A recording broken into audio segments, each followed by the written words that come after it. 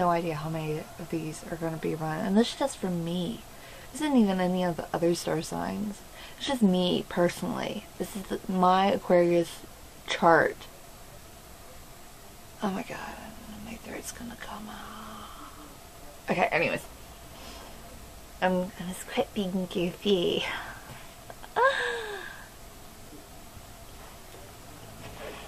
June 9-3 conjunction Mercury and Venus. They're like really close. She looks on the bright side of life. She is gay, agreeable, optimistic, sociable. She likes to speak and write and does both with charm and artistry.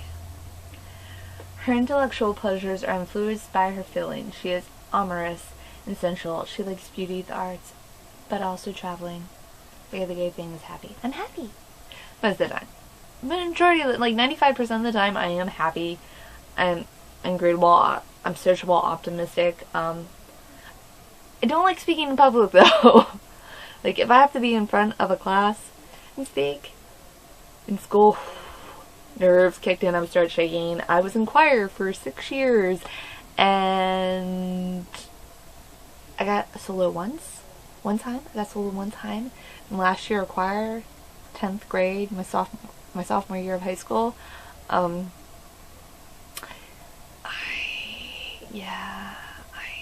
know.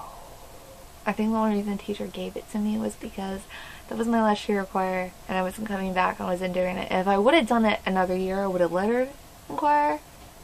And yeah, I was like, no, if I'm in this class one more time, I'm gonna punch this bitch. This has nothing to do with my chart. It's just a little fact. Anyways, moving on. There's one here that says 7 sextile Mercury - Saturn, and then there's nothing written. So we're skipping that one, obviously.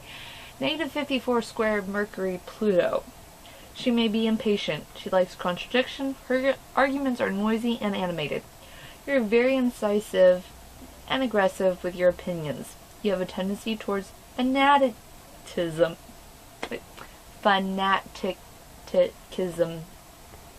Fanaticism. That's the word, and I couldn't say it. And often want to impose your ideas on others, sometimes in a subtle manner, and sometimes more imperatively. You will find yourself attracted by the occult and other mysteries, but it is recommended that you avoid those subjects because they can generate certain fixations or obsessiveness. You must learn to control your impatient impulsiveness, to think things over before speaking, and respect the weakness of others.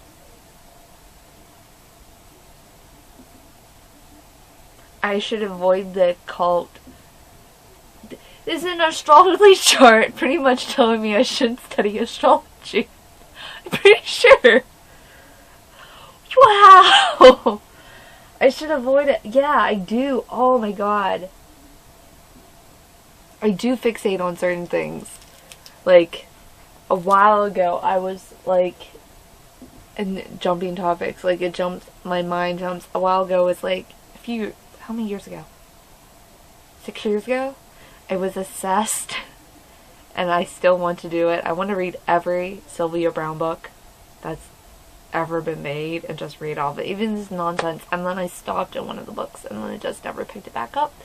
But yeah, I should avoid the occult and other mysteries. So, don't study Atlantis, Brandy. Future self, if you are watching this, which you may very well be, stop watching the occults. -52 squared Mercury ascendant. She may criticize and gossip, arguing frequently and often nervous. Without even realizing it, she might look for or instigate a verbal battle and is provoking. I'm learning things about myself, kids. I'm just knowledge. The more you know. Right now I feel like LeVar Burton should be behind me and reading Rainbow. I don't know why. My mind is not linear. It's not. Communication is very important to you, and your mind is sharper and more creative when you have a partner you can bounce your thoughts and ideas off of. You are an excellent conversationalist and can fascinate your partners with your sharp mind. You love to debate issues just for the mental exercise. Even if you don't feel strongly about the position you argue, you play devil's advocate often. Your ideal partner understands that your debates are, in fact, mental exercises, certainly not attacks. You are also prone to exaggerate or stretch the truth when trying to make your point, especially when it comes to your own background or experience. Maybe I should not do that anymore.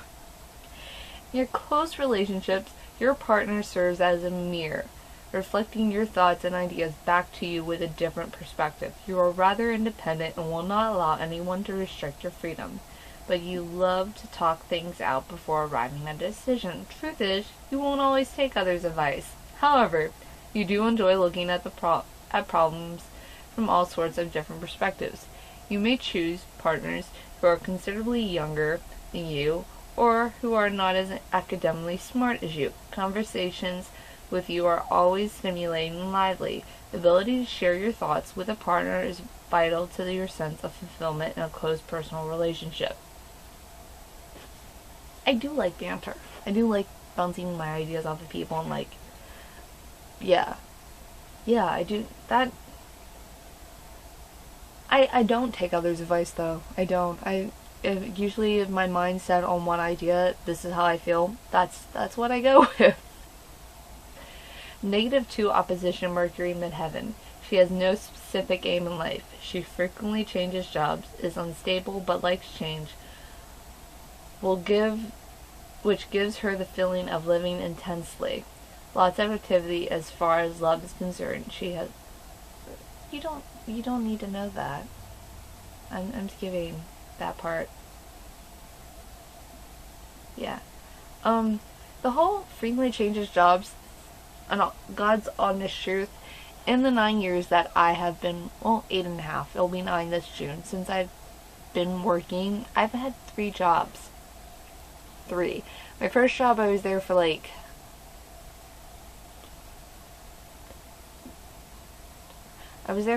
months. I worked for 4 months, and then I left, and I went to a different job, and I was there almost 7 years, and then I left because of things, just say that, and then I've been at this job now 1.5 years, and I like this job, where I'm at. I don't like changing, but I like being creative. So I don't know. If something were to come around along and be like, say, hey, I will pay you $1 million to create something awesome, and it's awesome, and I could live like that, yeah, I would do that, probably. But I think my aim in life is to live. That sounds like something specific, aim in life. Okay, anyways.